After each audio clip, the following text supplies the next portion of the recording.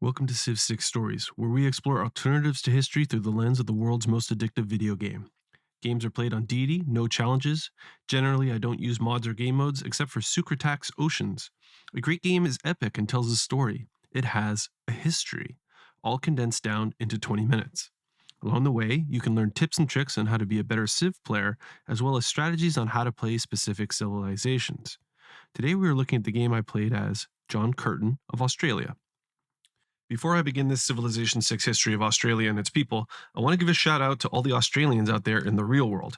I posted a video last week, a short playthrough as Australia, where my objective from the first turn was to build the pyramids. In that video, I totally goofed and misspelled the name of Australia's illustrious leader, John Curtin. If you have not watched it, I'll put a link to my previous video on Australia in the description below. I want to take this moment to apologize for that error. To all of Australia, I would love to visit your beautiful country again someday. So please do not condemn me to the booting that I probably deserve. Okay, let's go. Austria? Well then, g'day mate. Let's put another shrimp on the barbie. Our start location was modest looking, but we would be surrounded by eurekas for masonry, irrigation, and horseback riding, so we decided to give this a go. On our second turn, we met the city-state of Lahore and were the first to do so. The next turn, we uncovered the holy relic of Saint Aubert's skull, which really sent this game into motion for us. This is why a not-so-superior-looking start location can really turn into something beautiful if you give it just 3 or 4 turns. Then, seconds later, we became the first to meet Kabul, which got quite a reaction out of me as I was playing. Best start ever. The first civilization we met was India, led by Gandhi. We picked up a free envoy from a goodie hut, so when we met Rapa Nui and were not the first to do so, it felt nice to plug in that envoy and get an early culture boost on turn 10. As early as turn 11, we were able to choose our pantheon, and naturally, we chose religious settlements. This was one of those rare instances playing on Deity where I earned my pantheon before researching Code of Laws. That almost never happens, but it meant that I could plug in the urban planning card right away. In 3440 BC, we met Mansa Musa of the Mali. In 3400 BC, we founded our second city of Brisbane. In 3000 BC, one of our warriors discovered a meteorite that had crash-landed on Earth, granting us an early chariot unit. This start was becoming the stuff of legend. In 2720 BC, we met Matthias Corvinus of Hungary. Upon our discovery of bronze working, the only iron available in the region was controlled by Lahore. They would need to become part of Australia. By turn 38, we founded our third city, Newcastle. We were getting impatient and greedy for iron, so in 2360 BC, we declared war on the city-state of Lahore. It's hard to believe, but we didn't even come close to earning a classical era golden age despite having one of the best ancient era playthroughs ever. We were the only civilization we knew about who did not enter a golden age. For our classical era dedication, we chose free inquiry. What else? In 2080 BC, we seized Lahore, putting ours and the Indian Empire right up against one another. But we now have iron, not to mention a robust and well-trained army. 100 years later, Gandhi asked about our idle army, and we explained that if you wanted to dance, it was time to dance. India was already at war with Mali, so that would make our job a little bit easier. In 1840 BC, we became suzerain of Vilnius. By 1760, India was also at war with Hungary, which meant that Agra was now surrounded by troops from Hungary and Australia. In 1600 BC, we took the Indian city of Agra, and as we would never be able to hold it, we razed it to the ground. In 1320 BC, we seized the city of Madurai and razed it to the ground. After discovering political philosophy, we chose oligarchy as our Tier 1 government, with our primary objective of earning a great general. By 975 BC, after 100 years of war, Delhi appeared unconquerable, and we struck a profitable peace deal that would help us build our strength and bide our time for the moment when it was conquerable. With peace came the decision to change our government to a classical republic. We weren't really planning to go straight back to war, but Mansa Musa asked about our troops, and it reminded us that we had them, and so we said, okay, let's go. In 875 BC, we met Lady Sixguy of the Maya, and in 1825 BC, we earned the great general Chung Chak. For the medieval era, once again we chose the free inquiry dedication. In 690 BC, we took the Milanese city of Wallata. In 600 BC, we recruited our second great general, Hannibal. Our primary objective had always been India and the capital city of Delhi. We had thrust a great and powerful strike at Mali, but when they offered us a profitable peace deal, we took it. It would pay for the coming war against India. By 550 BC, Wallata flipped to free cities. 100 years later, we took the city back. By 400 BC, a post-war India was looking to resettle their old lands, which was all the incentive we needed to declare war. The first objective was to capture that settler. Once again, Wallata flipped to free cities. In 325 BC, we took Delhi, which was the real prize. It was a capital city deep in the heart of Indian Malinese lands. Taking it could tip the balance of power of the continent to Australia.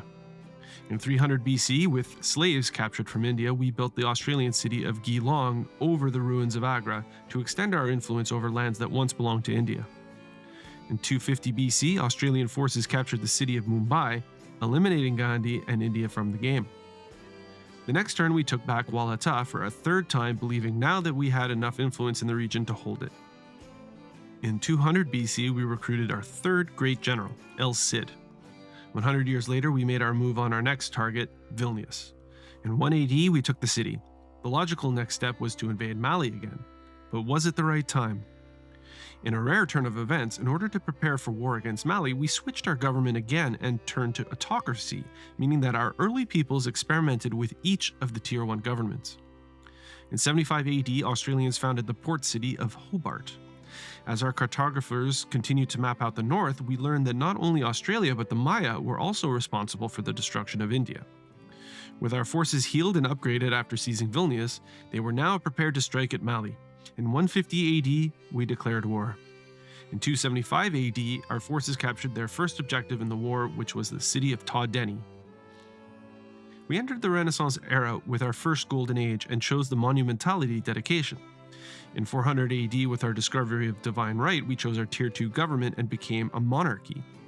The next turn, our forces captured the city of Timbuktu.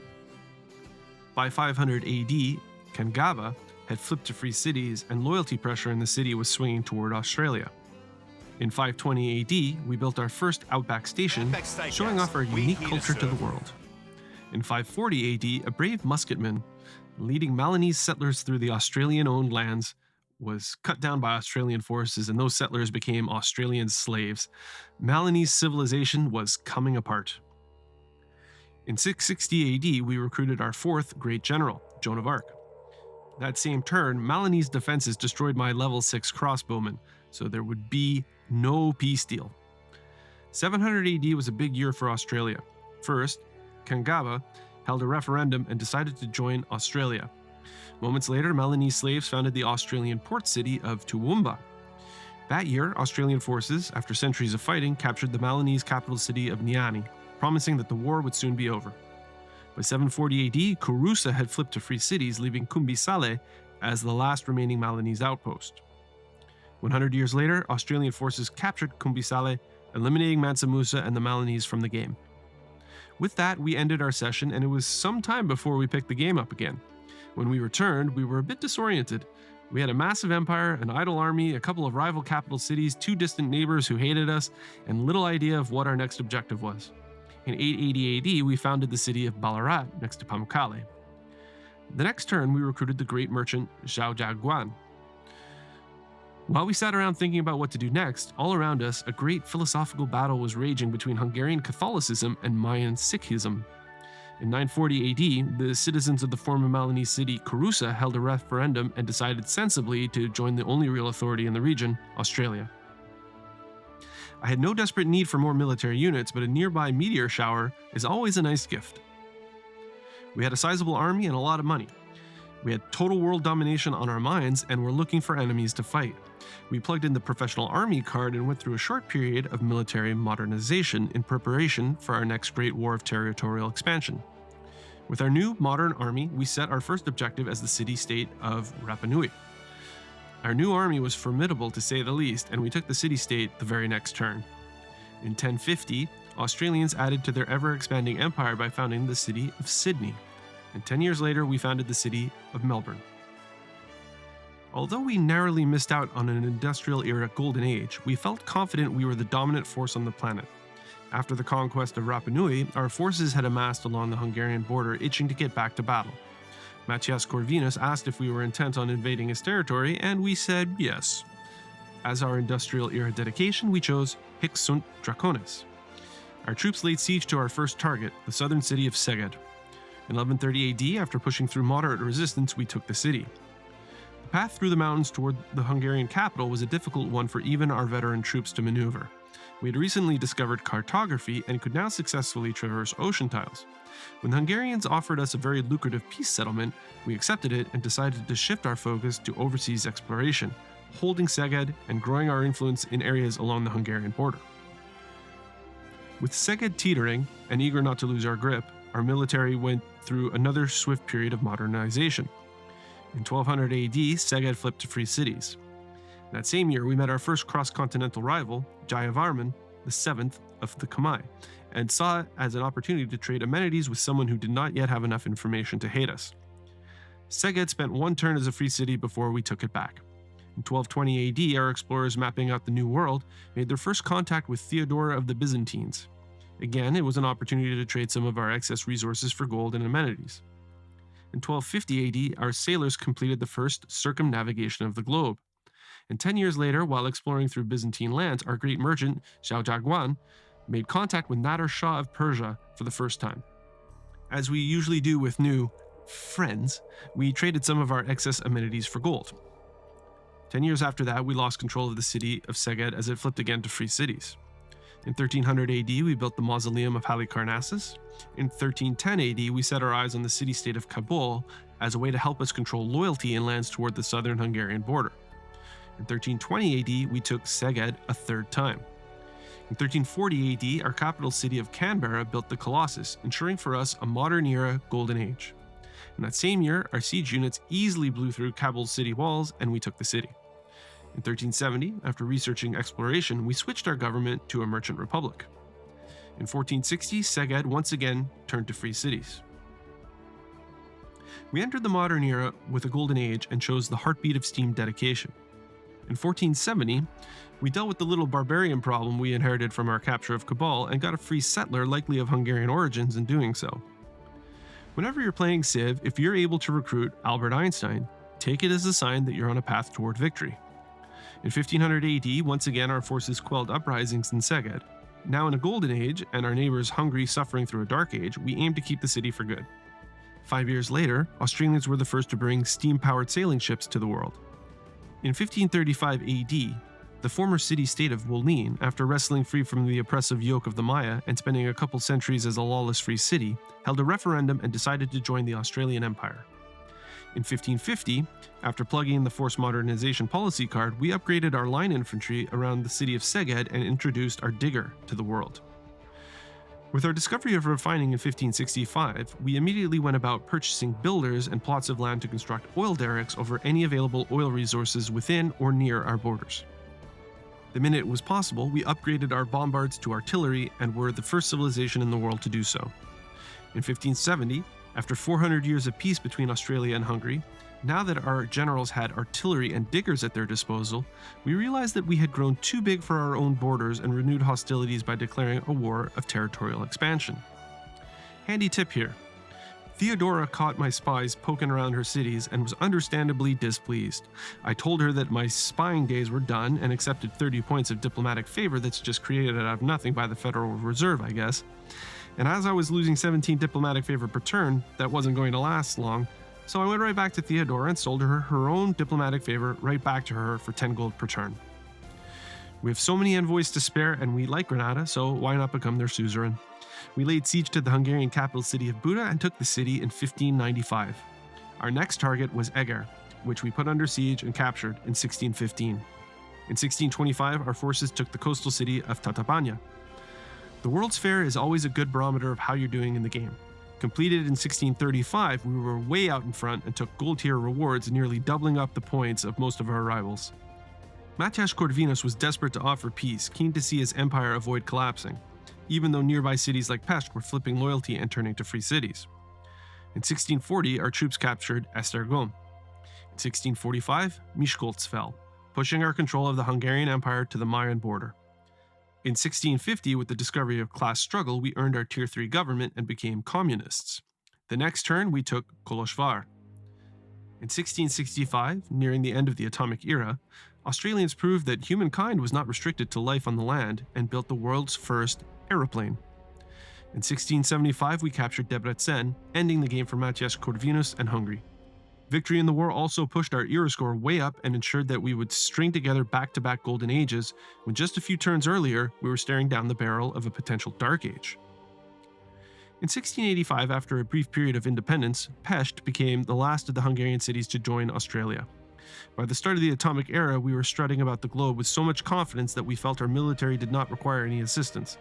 We chose the heartbeat of steam dedication once again to keep our production and science humming along. Our confidence was on further display when, with prisoners of war from our modern era conflict which brought the destruction of the Hungarian Empire, we established the prison colony of Bendigo on the continent of Byzantium. By now, Australians had bloodlust coursing through their veins and our economy was being run by the military-industrial complex. Although almost all victory conditions were on the table, we needed new enemies to conquer and would need the wealth of conquered lands to pay for all of that conquering, that we decided to declare a war of territorial expansion against Lady Six Sky and the Maya. In 1695, Australia seized its first Mayan target, the city of Uckanal. Our forces quickly beat down the city walls of Tikal and took the city in 1700. With our discovery of guidance systems, we upgraded our artillery to rocket artillery. Behold rocket artillery, mightiest of the mighty. For our Tier 3 government building in Newcastle, seeing that we were going to mop up our opponents fairly quickly, we chose the War Department. Calcutta was a city at a crossroads founded by India that had changed hands several times over the course of history. In 1715, it changed hands for the last time and became part of the Australian Empire. Rocket artillery was too strong for the city of El Mirador, as a few shells fired from across the Dead Sea tore its defenses down with ease and our troops walked into the city. Palenque was the next to feel the full force of Australian rocket artillery, and the city fell in 1720. Our forces repeated their exploits 5 years later by taking the city of Chichen Itza. After quelling the resistance of indigenous barbarians in the north of Azania, we expanded our prison colony by founding the city of Goulburn in 1730. In 1740, Australian forces captured the Mayan capital city of Huacabnal, leaving Mayan civilization teetering on the edge of extinction. That same year, Australia captured Uxmal. 5 years later, Australian troops seized Koba. In 1750, we used Stamford Raffles to convince the city-state of Grenada to join Australia. That same year, we also seized the Mayan city of Zunantunich. Moments later, we took Quirigua. By 1760, there was very little military strategy. There didn't need to be. Australian troops were so powerful they just needed to get into position and roll. Our colonies in Azania were founded by criminals. We were a civilization of ancient warriors, all sons and daughters of criminals, and with enough of a foothold now in Azania, we decided to bring the fight to the Khmer and declared an ideological war against Jayavarman VII. Vayadapura didn't even have city walls. These people of the New World were civilizations in need of civilizing. To fully assert our dominance in Azania, we founded our third prison colony, Darwin. That turn, we also liberated the former city-state of Armagh, long suffering under the yoke of Lady Six Sky's backward society, and incorporated it in the Australian Empire. In 1765, we took our first Cambodian city, Vayadapura. With the war against the Maya drawing to its conclusion, that same year we took the city of Yaxchilan. In 1775, Australian troops captured the Mayan city of Uasaktun. In 1780, we captured the city-state of Cahokia, who had been foolishly aligned with the Maya. In 1785, Australian troops captured the Cambodian city of Angkor Wat. At the same time, after just 100 years of war, they took the last Mayan-controlled city of Tonina, putting Lady Six Sky out of the game. The New World had yet to experience even a tenth of what our forces were capable. With the Old World fully under our control, they were about to learn about the true might of our armies. The World Congress was even kind enough to vote in resolutions that gave us a production savings when constructing military units, while simultaneously voting to make our already overpowered siege units even more powerful. Oh, World Congress, bless you. In 1802, we built the Bolshoi Theater. We were steamrolling over our rivals and building wonders just for fun and the glory of our invincible empire. It seemed like there was no earthly force that could stop us, and that same year, we stormed into the Cambodian capital city of Angkor Thom. In 1806, we brought GDRs onto the scene and were the first to do so. The world was already trembling before our mighty armies. I'm pretty sure that at this news, the few leaders left in the game soiled themselves. There's so much duty in here. I can't take it anymore. Our military was humming along, with our forces from our home continent joining in the fight in the New World, and that year we seized our first Byzantine city, the city of Antioch. Moments later, we also captured Trebizond. In 1808, we earned our first Tier 4 government and became corporate libertarians. Fleshing out our government at this stage had little to do with optimization and more to do with whimsy, since our victory was inevitable and would be total. I could have plugged in the fart policy card and it would have done little to change the outcome of the game. That same year, Australians captured the Cambodian-controlled Byzantine city of Dyrrhachium. In 1810, we captured Indrapura, which punched a hole right through the Kilimanjaro mountain range that separated the Khmer and Byzantium. Courtesy of a shot from our GDR's particle beam siege cannon, the walls of Vimayapura were blown to smithereens, allowing our destroyer to capture the city from the sea.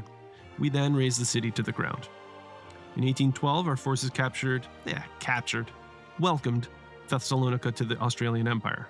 In 1814, we welcomed the Byzantine capital city, Constantinople, to the Australian Empire. In 1816, we threw our arms around Hong Kong and made them part of Australia too. That year, we also welcomed Ankara. In 1818, because we were playing really hard at the religion game, we built Mont Saint-Michel. Until now, Nader Shah and Persia had managed to avoid a conflict with me, but they had to know this was coming, right? Territorial expansion. We're Australia. That's what we're about. Anashan didn't even have any city walls. That year, Australian troops captured Isfahan, ending the game for Theodora and the Byzantines, a civilization which took just 12 years, 6 turns to fall. Kumasi was just sitting there, so let's declare war. The city-state was ours the very same turn. 1820 was a banner year as we simultaneously recruited 3 great people, Ahmad Shah Massoud, Chester Nimitz, and Helena Rubinstein. That turn, we took our first Persian city, Anashan, and razed it to the ground, deeming it unworthy to be part of the Australian Empire. Larger Persian cities, like the former Byzantine city of Nicomedia, did not even have urban defenses. We needed to change that for the Persian people's sake, so we welcomed the city into the Australian Empire. The Persian city of Ray, size 16, no walls, at all. Welcome to Australia. Hagmatana, welcome to Australia. Pasagardai, Welcome to Australia, sucker! in 1824, Australia welcomed Tushpa, Lingapura, Preslav, Hariharalaya, Gordian, Bactri, Parsa, and Susa to the empire. 2 years later, Australian troops captured the Cambodian city of Yasodhapura and ended the game for Jayavarman VII and the Khmer. They also captured the city-state of Kagwana and the Persian city of Tarsus. And we had just enough troops in the region to beat down the defenses of the Persian capital of Mashhad and take the city, giving us an absolute and total domination victory on turn 283. So, what did I learn? The first 4 or 5 turns of this game set things up for us to run and dominate. Being the first to meet 2 militaristic city-states and discovering a holy relic was what they call a goaded start, and put us on an immediate path to victory. From there, it was our duty to simply not mess it up. Poor India got sandwiched right in the middle of everybody and just became the ancient world's whipping boys.